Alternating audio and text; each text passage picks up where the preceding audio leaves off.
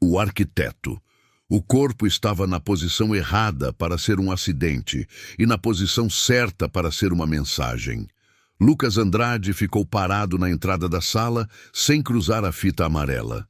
6 anos na investigação criminal ensinaram que as primeiras impressões de uma cena são as únicas que nunca mentem.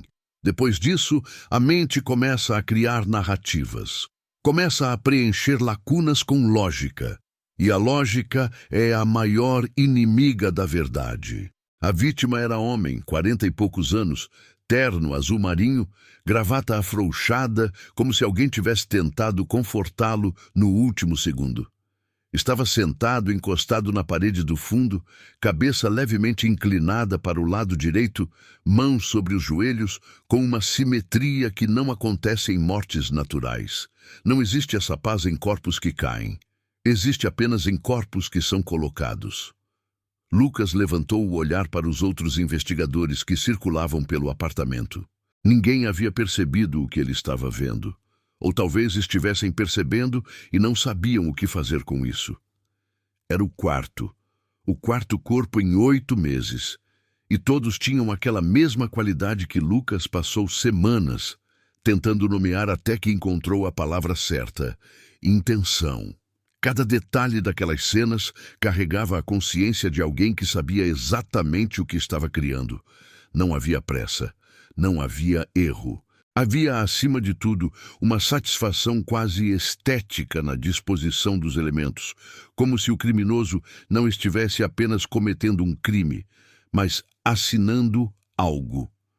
Foi o delegado Mota quem começou a chamar o responsável de o arquiteto numa noite de briefing onde o cansaço fazia as línguas mais soltas do que deveriam ser. O apelido pegou. E Lucas odiou isso, porque nomear um criminoso é o primeiro passo para começar a admirá-lo. E admiração cria pontos cegos. Ele se abaixou perto do corpo sem tocá-lo. Havia algo no chão. Não era óbvio, não era para qualquer pessoa. Era para alguém que soubesse exatamente onde olhar. Uma marca leve, quase um fantasma no carpete desgastado, no formato inconfundível de uma sola de sapato. Mas não era a sola de nenhum dos presentes e não estava em nenhum lugar aleatório.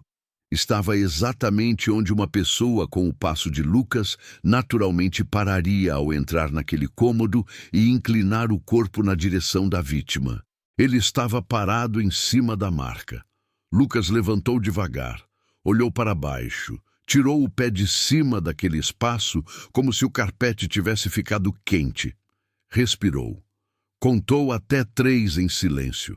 E depois fingiu que não havia visto nada, porque havia câmeras no corredor, e qualquer reação visível se tornaria parte de um relatório que ele ainda não sabia para onde ia parar.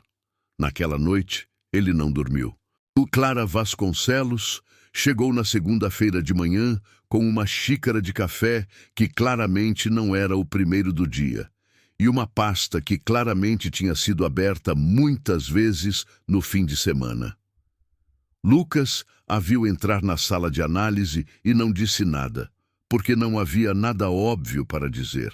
Ela era nova na unidade, transferida da divisão de perfis comportamentais em São Paulo, e tinha aquela qualidade rara de não precisar preencher o silêncio com palavras. Ela abriu a pasta sobre a mesa e começou a estudar as fotos das 4 cenas lado a lado, sem olhar para ele. Você está procurando o padrão geográfico, ela disse, ainda sem levantar os olhos. Estou procurando o padrão. Não. Você está procurando onde os crimes acontecem. Isso é diferente de procurar por que acontecem ali. Ela virou uma das fotos. O que essas 4 vítimas tinham em comum? Segredos, Lucas respondeu, porque era a resposta que ele tinha chegado sozinho 3 semanas atrás, e que ninguém mais havia confirmado ou negado. Todos estavam envolvidos em alguma coisa que não estava nos registros públicos. Segundo a polícia, cidadãos comuns. Segundo o que a gente encontrou depois de semanas vasculhando, todos tinham esqueletos. Clara finalmente levantou o olhar. Ela tinha olhos escuros e uma maneira de olhar que não avaliava, apenas registrava, como uma câmera muito boa. Então o arquiteto não escolhe vítimas aleatórias, ela disse. Ele escolhe pessoas que estão escondendo algo. E isso significa que ele tem acesso a informações que não deveriam estar disponíveis. Uma pausa. Ou que alguém fornece essas informações para ele. Isso já está no relatório. O que não está no relatório, ela disse com calma, é que você esteve perto de todas as 4 cenas antes dos crimes acontecerem. O silêncio que se seguiu tinha um peso diferente dos outros silêncios daquela sala. Lucas não se moveu. Isso é coincidência. Eu moro nessa cidade há 12 anos. Trabalho nessa divisão há 6. Meus passos cobrem essa cidade. Cobriam exatamente os 4 endereços, em janelas de 48 horas antes de cada crime? Clara não estava acusando. Ela estava descrevendo. E havia uma diferença enorme entre as duas coisas. Uma diferença que Lucas sentiu nas costas, como uma corrente de ar frio. Você não está vendo o padrão porque está dentro dele. Ele quis dizer alguma coisa. Quis encontrar o argumento que desfizesse aquela frase com precisão cirúrgica. Mas a verdade inconveniente era que ela tinha razão. E a segunda verdade, ainda mais inconveniente, era que ele já havia pensado nisso sozinho às 3 da manhã e havia enterrado o pensamento com a ferocidade de quem enterra algo que tem medo de ver crescer. A câmera que deveria ter gravado o corredor do terceiro crime havia falhado por exatamente 11 minutos. O técnico que revisou o sistema disse que foi uma falha aleatória de firmware. Lucas pediu o relatório técnico completo. 3 dias depois, o relatório havia sumido do servidor. Não havia sido deletado. Não havia rastro de acesso indevido. Simplesmente não estava mais lá, como se nunca tivesse existido. E essa era a parte que tirava o sono. Não o que havia sumido, mas a elegância com que havia sumido. A testemunha do segundo caso, um vizinho que havia descrito um homem saindo do prédio, foi entrevistada novamente. Dessa vez, com mais calma, sem a pressão do dia seguinte ao crime. E o que a testemunha descreveu, com a paciência de quem tenta ser preciso, era um homem de 1,82 m, ombros largos, cabelo escuro cortado curto, passo firme e deliberado. Lucas tinha 1,82 m. Ele fechou o arquivo. Ficou olhando para a parede em frente por um tempo que não soube medir. Depois abriu de novo, porque fechar não apagava nada. Clara estava certa sobre uma coisa. Alguém estava guiando. A questão era se estava guiando Lucas até o criminoso ou guiando Lucas para dentro de algo que ele ainda não compreendia completamente. E havia uma terceira possibilidade, a que ele menos queria considerar, que era a de que as duas coisas fossem verdade ao mesmo tempo. Eles estavam revisando arquivos às 10 da noite, quando ela encontrou a discrepância. Era pequena. O tipo de coisa que desaparece em auditorias normais, que se esconde na banalidade dos números. Uma entrada nos registros de acesso do sistema que mostrava Lucas consultando o perfil de uma das vítimas 5 dias antes do crime. Não havia nada extraordinário nisso em teoria. Investigadores consultam perfis o tempo todo. Mas a vítima não havia sido vinculada a nenhum caso ativo naquele período. Não havia motivo registrado para a consulta. Lucas olhou para a entrada. Tentou lembrar. Não lembrava. Não era o tipo de coisa que uma pessoa simplesmente esquece. Consultar um perfil sem contexto, sem causa, sem razão. Era o tipo de coisa que ou havia uma explicação simples que ele estava bloqueando, ou não havia explicação nenhuma. Pode ter sido um clique errado, ele disse. Clara não respondeu imediatamente. Ela tinha aquele hábito de dar espaço para as palavras respirarem antes de responder. E Lucas havia começado a perceber que esse espaço não era hesitação. Era ela processando honestamente antes de falar. Pode, ela disse por fim, mas há 4 entradas como essa, uma para cada vítima. A sala ficou muito quieta. Lá fora, o corredor tinha aquele zumbido baixo de ar-condicionado que Lucas havia aprendido a ignorar ao longo dos meses, mas que naquele momento parecia alto demais. Ele estava com a mão sobre a mesa e percebeu que havia fechado os dedos sem querer, como alguém que agarra algo para não cair. "Preciso de ar", ele disse. Ela deixou. No corredor, encostado na parede fria, ele tentou fazer o que sempre fazia em investigações: montar a linha do tempo com o que sabia, sem o que queria que fosse verdade. Fato 1. Ele havia estado próximo de todas as cenas antes dos crimes.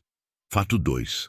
Havia um padrão de consultas no sistema com a sua assinatura de acesso.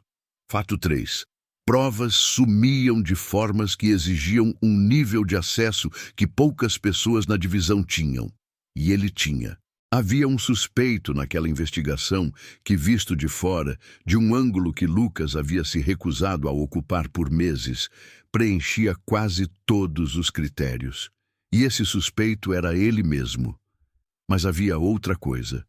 Uma coisa que não entrava em nenhuma lógica de culpa. Os crimes eram perfeitos. O arquiteto não cometia erros. E Lucas, ao longo de 8 meses, havia cometido erro atrás de erro. Havia chegado atrasado, havia perdido provas, havia seguido pistas que levavam a becos sem saída. Um homem que era capaz de planejar aqueles crimes com aquela precisão não seria ao mesmo tempo um investigador que tropeçava na própria investigação, a menos que os tropeços também fossem planejados, a menos que Lucas fosse o labirinto, não o arquiteto. O suspeito apareceu numa quinta-feira com a cara de alguém que foi construído para parecer culpado. Renato Assunção, ex-policial afastado há 2 anos por irregularidades em uma operação que nunca chegou a julgamento, com histórico documentado de conflitos com 2 das vítimas e um álibi fraco para 2 das noites em questão. As provas que chegaram foram chegando com uma velocidade que Lucas deveria ter achado suspeita, mas que na exaustão de 8 meses de investigação parecia apenas o universo finalmente cooperando. A prisão aconteceu numa tarde ensolarada de sexta-feira. Lucas não sentiu a satisfação que normalmente acompanha o fechamento de um caso. Sentiu apenas o alívio vazio de quem para de correr sem ter chegado a lugar nenhum. Clara estava no corredor quando ele saiu da sala de interrogatório. Ela não disse parabéns, não disse nada por um momento. E então, "Você acredita nisso?" "As provas dizem que sim." "Eu perguntei se você acredita." Lucas olhou para ela. Havia algo nos olhos dela que não era dúvida comum. Era a expressão de alguém que já encontrou a resposta e está esperando que a outra pessoa chegue por conta própria. "O que você sabe?" ele perguntou. "Ainda não tenho certeza", ela disse. "Mas você deveria ir para casa, dormir. E amanhã, quando você tiver descansado, eu preciso te mostrar alguma coisa." Ela mostrou na manhã seguinte. Era uma pasta no servidor, criada com as credenciais de Lucas, em datas que ele não conseguia associar a nenhuma memória clara. Dentro havia documentos, relatórios de análise criminal detalhados, com padrões de comportamento, rotas prováveis, janelas de vulnerabilidade. A linguagem era precisa, metódica, quase didática, e cada relatório havia sido criado dias antes do crime correspondente. Lucas leu o primeiro, depois o segundo. Ele reconhecia a estrutura, reconhecia o vocabulário, reconhecia aquela maneira específica de organizar informação que havia desenvolvido ao longo de anos. Era a sua escrita, era a sua forma de pensar. Mas não eram as suas memórias. "Isso não é possível", ele disse, e a voz saiu menor do que pretendia. "Está aqui." "Eu não escrevi isso." Clara estava de pé do outro lado da mesa, e havia no rosto dela uma expressão que Lucas só então reconheceu. Não era desconfiança, era preocupação, A diferença era enorme e chegou até ele como uma onda. Lucas, ela disse com cuidado, quando foi a última vez que você dormiu mais de 4 horas seguidas? A pergunta não tinha nada a ver com o que estava na tela, e tinha tudo a ver. Ele pensou. Tentou lembrar com honestidade. Havia lacunas que havia atribuído ao cansaço, noites que começavam de uma forma e terminavam de outra, com a sensação de que algo havia acontecido no intervalo que ele não conseguia acessar, como tentar pegar fumaça com as mãos. Havia acordado em lugares do apartamento que não eram onde havia adormecido. Havia encontrado anotações com a sua letra que não lembrava de ter feito. Havia enterrado cada uma dessas coisas. Você esteve em tratamento há quanto tempo? Ela perguntou. 12 anos atrás, depois de uma operação que deu errado. Ele parou. Como você sabe disso? Porque eu investiguei você. Ela disse isso sem desculpa, com a honestidade direta de quem sabe que a verdade vai doer de qualquer forma e que atrasar não ajuda. Antes de ser transferida para cá, fui contratada especificamente para investigar essa divisão. E quando os padrões começaram a apontar para você, eu comecei a olhar para o seu histórico. E a operação há 12 anos não era o que consta nos registros. Ela abriu outra pasta, essa em papel antiga, com a marca de dobras que indicavam que havia sido guardada por muito tempo. Era um programa. Classificado. Pesquisa em dissociação induzida para a criação de perfis cognitivos em campo. Lucas ficou olhando para ela. Em português simples, ela continuou, eles criaram um método para desenvolver investigadores com capacidades analíticas excepcionais, através de fragmentação controlada da memória. A ideia era separar o processo analítico do processo emocional para eliminar vieses. Uma pausa. Você foi um dos sujeitos. O ar-condicionado continuava zumbindo. Lá fora, alguém estava rindo de alguma coisa, um som totalmente fora de lugar.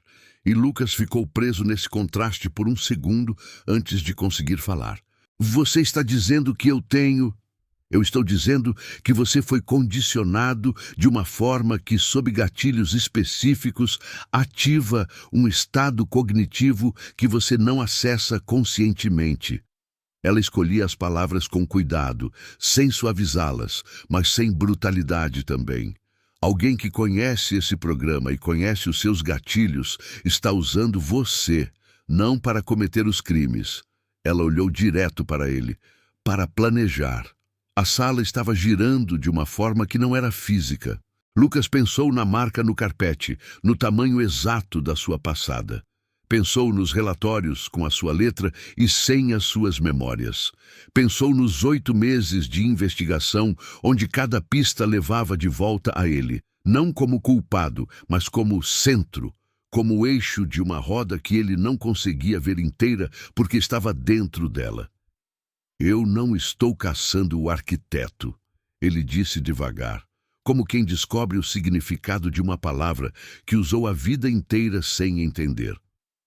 Clara não respondeu, mas os olhos dela disseram tudo. Eu sou o caminho até ele. Havia uma câmera no banheiro da divisão que não estava nos registros oficiais. Clara a encontrou enquanto Lucas ainda estava processando tudo o que havia sido dito.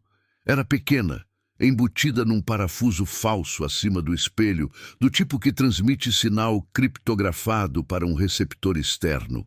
Alguém havia estado assistindo. Não apenas as investigações, as reações, as expressões. Ao momento exato em que Lucas olhava para uma prova, e algo no rosto dele mudava de uma forma que só uma câmera posicionada naquele ângulo poderia capturar. Era uma câmera de comportamento, não de vigilância. Estava ali para estudar, não para gravar. Lucas ficou na frente do espelho por um longo momento. Ele reconhecia o rosto no reflexo. Reconhecia a estrutura, as marcas de sono, a linha dos ombros. Mas havia algo que não conseguia nomear, uma qualidade nos próprios olhos que às vezes via em fotos antigas e não sabia explicar. como se houvesse uma profundidade ali que não era habitada de forma contínua. Clara estava atrás dele, visível no espelho também. "O que acontece agora?" ele perguntou. "Agora você precisa decidir se quer saber tudo", ela disse.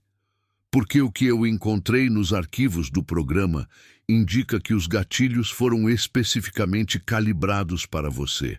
O que significa que a pessoa que os está usando te conhece de forma muito profunda." Ela fez uma pausa.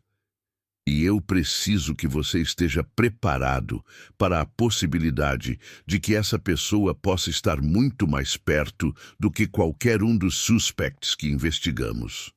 Lucas olhou para o próprio reflexo. Havia um momento, frações de segundo, em que via algo nos próprios olhos que não reconhecia. Não era loucura. Era mais sutil do que isso. Era a sensação de que alguém muito parecido com ele, mas não exatamente ele, às vezes olhava de volta.